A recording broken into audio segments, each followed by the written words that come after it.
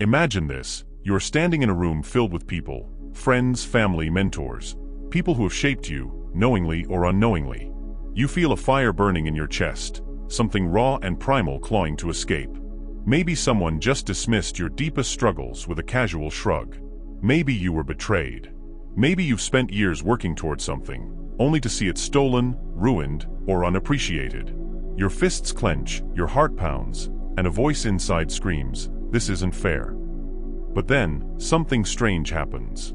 Before the words can leave your mouth, a lifetime of conditioning kicks in. You hear echoes of old lessons. Anger is dangerous. Good people don't lose their temper. Calm down. It's not worth it. Just let it go. And so, you swallow it. You force a smile. You turn away. But where does that fire go?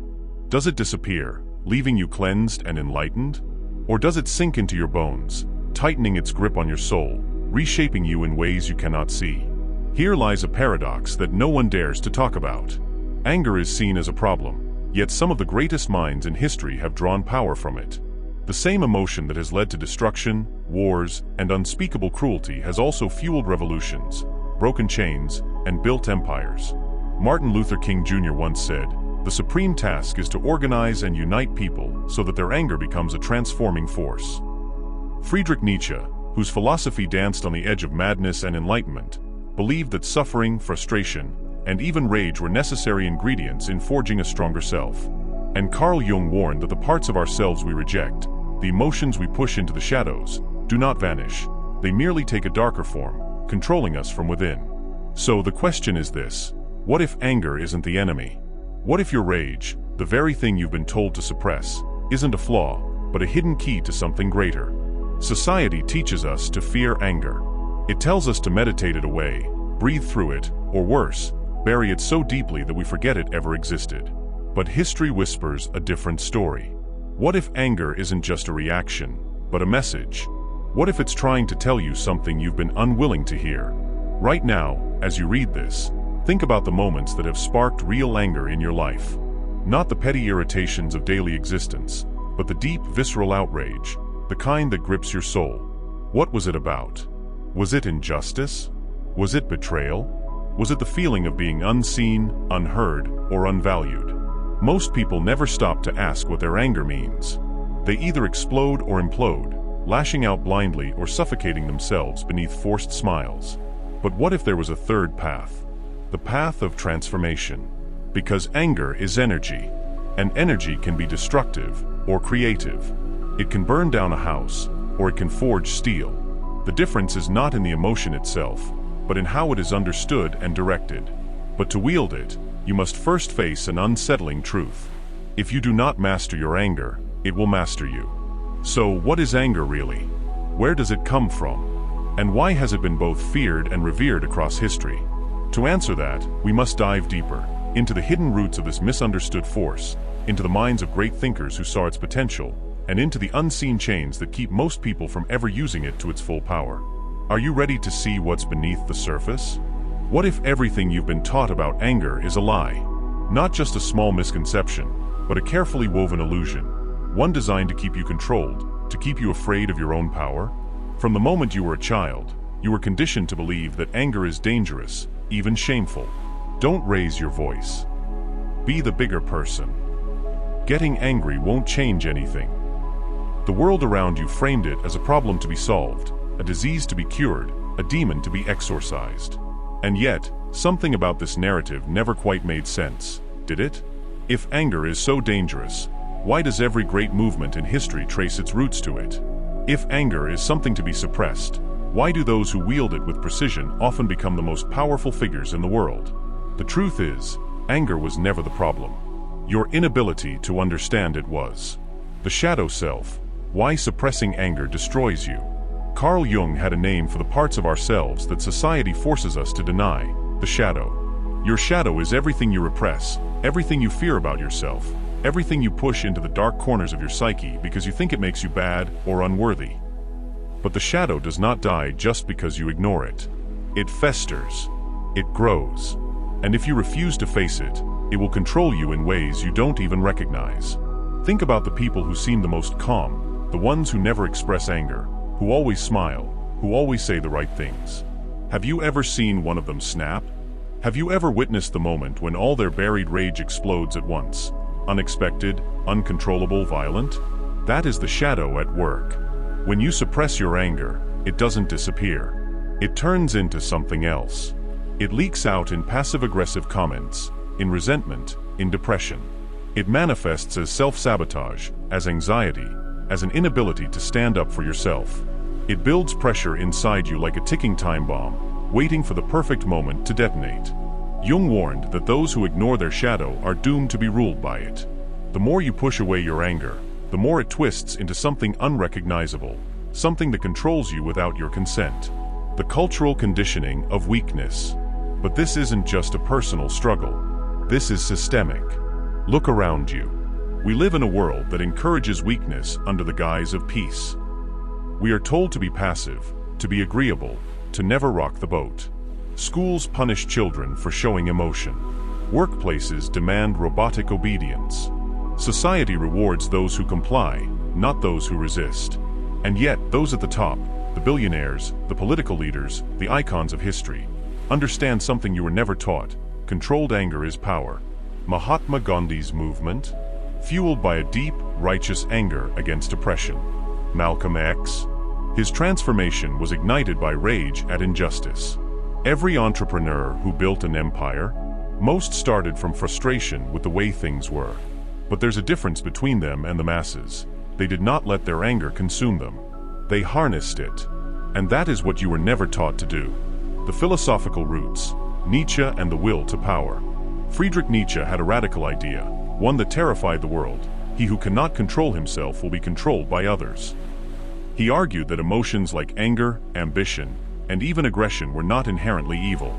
Instead, they were expressions of what he called the will to power, the driving force behind all greatness. Nietzsche believed that those who rejected their anger, who tried to live in a state of eternal peace and submission, were destined to be ruled by those who embraced their inner fire. Weakness was not a virtue, it was a choice. And those who chose it would always be at the mercy of the strong. This is why history remembers conquerors, revolutionaries, and disruptors, but not those who simply endured. Does this mean Nietzsche encouraged mindless rage? No. He despised uncontrolled emotions. He believed that power came from mastery over the self, not from reckless destruction, but from the ability to shape one's own destiny. And that is the hidden secret of anger. The modern trap, how anger is used against you. Here's something uncomfortable. The very people who tell you that anger is wrong, they use it against you every day. Think about social media. The algorithm thrives on outrage. Politicians weaponize anger to manipulate the masses. Corporations provoke just enough frustration to sell you a solution. Anger is everywhere. It's just that you were told not to use it for yourself. While you sit in silence, avoiding conflict, avoiding discomfort, avoiding the fire inside you, others are shaping the world with their fury. And that brings us to the real question. Are you willing to let anger remain your enemy? Or will you finally reclaim what has always been yours? Because the truth is, anger is neither good nor bad. It is fuel. And like all fuel, it can either burn you alive or propel you forward. The difference is in how you use it. But before we explore that, we must first uncover something even more disturbing. What happens to those who never learn to harness their anger? The answer is far more terrifying than you think. And it's already happening to you. You don't have to look far to see what happens to those who suppress their anger. They walk among us every day, silent, exhausted, hollowed out by years of self-restraint. They look peaceful on the outside, but if you listen closely, you can hear it, the quiet, desperate sighs of a soul that has been caged for too long. They aren't living. They are enduring. But here's the part no one tells you. This is exactly what the world wants. Because a person without anger is a person without resistance. The psychological decay of the repressed. Imagine a lion raised in captivity. From birth, it is taught to obey, to submit, to suppress its instincts. The wild hunger in its eyes fades, replaced by something duller. It no longer knows how to hunt. It has forgotten the taste of freedom. Now, picture the moment that cage door opens. Does the lion run? Does it reclaim the power of its ancestors? No. It stays. It hesitates. Because captivity has done something far worse than imprison its body. It has broken its spirit. This is what happens when you suppress your anger for too long. Over time, it erodes your sense of self. You become uncertain, hesitant, weak, not by nature, but by conditioning. You lose the ability to fight for yourself. You stay in toxic relationships. You accept less than you deserve. You become a passive observer in your own life. Because when you were taught to suppress your anger, you were really taught to suppress your power. Psychologists call this learned helplessness. When someone is conditioned to believe that their emotions are dangerous, they begin to shut down. They stop resisting. They stop trying. They no longer believe they can change their circumstances, even when the cage door is wide open. You see it everywhere. The employee who swallows their frustration, convinced that asking for a raise is too much. The woman who stays in a loveless marriage because she fears the conflict of leaving. The friend who never speaks their mind because they've learned that their emotions are a burden. And worst of all, the dreamer who stops dreaming because somewhere along the way they were told that passion was too risky, that ambition was dangerous, that their fire would burn them instead of light their path. This is what happens when anger is left to rot inside you. It doesn't just disappear. It turns against you. The health crisis you never expected. But the damage doesn't stop there. It carves itself into your body. Science has known this for decades. Unprocessed anger is a silent killer. Studies show that chronic anger suppression is directly linked to increased risk of heart disease, weakened immune system, higher levels of stress hormones like cortisol, increased likelihood of depression and anxiety. Why? Because the body wasn't designed to bottle up fire. Anger is energy. It demands movement, action, release. When you deny it, it doesn't simply vanish, it festers. It turns into inflammation, tension, stress. You weren't meant to be at war with yourself, the system that feeds on your submission. And here is the part they never want you to realize. A world that convinces you to fear your anger is a world that convinces you to accept your chains. Think about the systems that run our lives: corporations, governments, institutions. They do not want a society of people who question, who challenge, who demand better. They want obedience, compliance, a workforce that clocks in, does as it's told, and never dares to rise. This is why anger is demonized in the first place. When the oppressed get angry, revolutions happen. When workers get angry, wages rise. When citizens get angry, empires fall. But when people are taught to fear their own anger, they police themselves. They tell themselves that speaking up is too aggressive, that demanding fairness is too confrontational, that fighting back is too dangerous. And so, they suffer in silence. And the system continues. The anger of the masters versus the anger of the masses. But make no mistake, anger is not suppressed at the top. Do you think billionaires fear their anger? That world leaders hesitate to assert their power? That the men and women who shape history second-guess themselves before acting? No. They understand something that most people do not. Anger is a weapon, but only if you know how to use it. This is why the rich get richer, the powerful grow more powerful, and the average person remains trapped in quiet frustration. Because while you were taught that anger was bad, they were taught how to harness it. And this is where everything changes. The choice before you. You have a decision to make. You can continue down the path that was chosen for you. You can keep swallowing your anger, keep dimming your fire, keep playing by rules that were never meant to serve you. Or, you can reclaim what was stolen from you.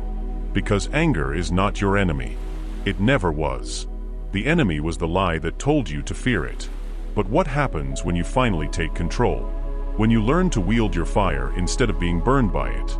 The answer is something they never wanted you to find out. And in the next section, we're going to unlock it. Because the moment you stop running from your anger is the moment you set yourself free. The moment you realize you've been lied to. When you finally see how deeply you've been conditioned to fear your own power, you are left with a single burning question. What now?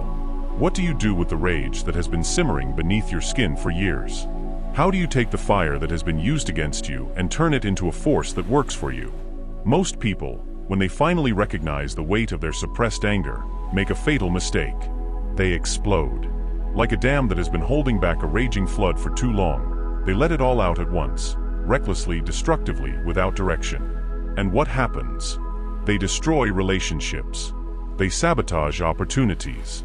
They burn everything in sight, including themselves. Then, in the aftermath, they come crawling back to the same conclusion they were conditioned to believe all along. Maybe they were right. Maybe anger really is dangerous. And so, the cycle of suppression begins again. But what if there was another way? What if the fire inside you wasn't meant to destroy, but to forge something new? The misunderstood power of anger. To understand how to break free, you need to first see anger for what it truly is. Anger is not chaos. It is not violence. It is not destruction. Anger is clarity. It strips away illusions. It shows you what you care about. It reveals the line between what you can tolerate and what you refuse to accept. It is a signal, a raw, unfiltered truth that most people spend their lives trying to silence. And this is where your rebellion begins. Not by lashing out. Not by losing control. But by doing something the world never expected, mastering it. Step 1. Name your rage. The first act of rebellion is deceptively simple. Give your anger a name. Most people walk through life carrying an unnamed, unprocessed weight. A vague frustration. A dull ache. A constant, low-level resentment that never fully forms into words. But anger, like anything else, grows weaker in the dark. So bring it into the light. Ask yourself, what am I truly angry about? When did I first feel this way? Who or what benefits from my silence? Do not censor yourself. Do not soften the truth to make it more acceptable. Write it down. Speak it aloud. Let it exist. Because only when you name your rage can you begin to wield it. Step 2. Channel, don't suppress. Here is the secret that the powerful have always known. Anger is energy. It is fuel. And like any fuel, it can either be used to power a machine or burn down a city. The difference is not in the anger itself, but in how you direct it. Look at history. Every great movement, every revolution, every breakthrough, every defiance of oppression was driven by anger that had been refined into action. Martin Luther King Jr. was angry, but he transformed his anger into a force that reshaped civil rights. Mahatma Gandhi was angry, but he turned his anger into an unshakable resistance that dismantled an empire. Nikola Tesla, Steve Jobs, Marie Curie, Elon Musk, every visionary was, at some point, angry. Angry at limitations, at complacency, at the barriers placed in their way. But instead of letting their anger destroy them, they harnessed it. Now, imagine what happens when you do the same. Instead of suppressing your anger at injustice, use it to fuel your voice. Instead of letting resentment eat at you, use it to redefine your boundaries. Instead of letting frustration consume you, use it to create something powerful, something undeniable. This is the difference between self-destruction and self-mastery. And most people never learn it. Step 3. Transform pain into power. There is a concept in alchemy known as transmutation, the process of turning one substance into something greater. Lead into gold. Poison into medicine. This is what you must do with your anger. Example 1. The athlete. A young man is told he's too weak, too slow, too unskilled to make it in professional sports. The words sting, but instead of drowning in resentment, he trains harder than ever. He channels every ounce of anger into discipline, into focus, into mastery. Years later, he stands at the top, not because he ignored his anger, but because he used it. Example 2. The creator. A woman grows up being told she will never succeed in the arts, that her dreams are foolish, that her ideas will never matter. Instead of surrendering, she takes that anger and pours it into her work. Every stroke of the brush, every line of the script, every note of the song carries the fire of defiance. Her work resonates. It shakes the world. This is the secret. This is the rebellion. Because the world does not need more people who are numb. It needs people who are awake. Step 4. Set fire to the old you. There comes a moment in every great transformation where you must decide, who do you refuse to be anymore? Because anger, at its core, is a rejection. It is the body and mind saying, this is not okay. This is not enough. This is not who I am. And yet, most people never act on that realization. So here is your challenge. Write down the version of yourself that you are leaving behind. The one that stayed silent when they should have spoken. The one that played small to make others comfortable. The one that ignored their own instincts, their own fire. Then burn it. Destroy it. Tear it apart. Because the only way to become who you are meant to be is to set fire to who you were told to be. The final step, the decision that changes everything. Most people live and die without ever realizing their own power. But you are standing at the edge of something different. The fire inside you, the one you have been told to fear, is not your enemy. It is your key, your weapon, your liberation. But only if you choose to wield it. And that choice? It is yours. At this point, you've learned that your anger is not your enemy, it's your fuel. You've seen how the world has conditioned you to fear your own power, to suppress your fire, to stay small. But now, you stand at the edge of something most people never reach. The moment where you decide to break free. But before you take that final step, there's one last truth you must understand. One last piece of the puzzle that will change everything. And it is this. No one is coming to save you. Not your parents. Not your friends. Not society. Not some higher power. No one. For years, you've been waiting. Waiting for permission. Waiting for the right moment. Waiting for someone to come along and recognize your potential. To tell you that you are enough. To pull you out of the life that has been suffocating you. But that moment is never coming. Because the only person who can save you, the only person who has ever had that power, is you. And the second you accept that, truly accept it, something shifts. You stop seeking approval. You stop waiting for opportunities. You stop hoping someone will fix the system, the injustice, the obstacles in your path. Instead, you take control. Step 1. Own your reality. If no one is coming to save you, then every excuse you've been telling yourself about why you can't, why you won't, why it's not the right time, dies here. Because the truth is brutal, but it is also liberating. Your life is your responsibility. No one is stopping you from leaving that toxic relationship. No one is forcing you to stay in that dead-end job. No one is holding a gun to your head and telling you to live a life that makes you miserable. You are here because of the choices you've made. And if you don't like where you are, change it. Not tomorrow. Not next year. Now. Because the moment you stop blaming the world and start taking responsibility for your reality, you become unstoppable. Step 2. Do what must be done. Here is the truth about breaking free. It will cost you. You will lose friends. You will upset people. You will step into the unknown and feel utterly alone. Because rebellion, true, unshackled rebellion, is terrifying. But what's more terrifying? Waking up 10 years from now and realizing you're still in the same place, still making the same excuses, still waiting for a rescue that will never come. So what will it be? Will you stay where it's safe, where it's familiar, where you are comfortable but unfulfilled? Or will you do what must be done? Step 3. Burn the boats. There is a reason most people never change. It's because they always leave themselves a way back. A backup plan. A safety net. A way to retreat if things get too hard. But real transformation? Real rebellion? It comes when you make failure impossible. When you stop playing halfway. When you decide that there is no going back, only forward. This is why warriors, when invading enemy territory, would burn their own boats. So there was no option of retreat. No escape. Only victory or death. And that is how you must move now. Not with hesitation. Not with a half-hearted attempt. But with total commitment. Because once you have no way back, you will do what it takes. Once you have no plan B, you will fight harder than you ever have before. And that is where true freedom begins. Step 4. Step into the fire. Most people are afraid of the fire. Afraid of hardship. Afraid of discomfort.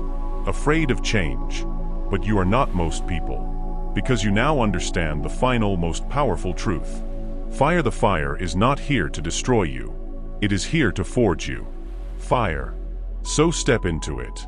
Let it burn away everything that is weak, everything that is holding you back, everything that is not truly you.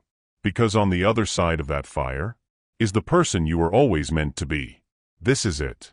The final transformation. You now have everything you need. But will you act? That's up to you.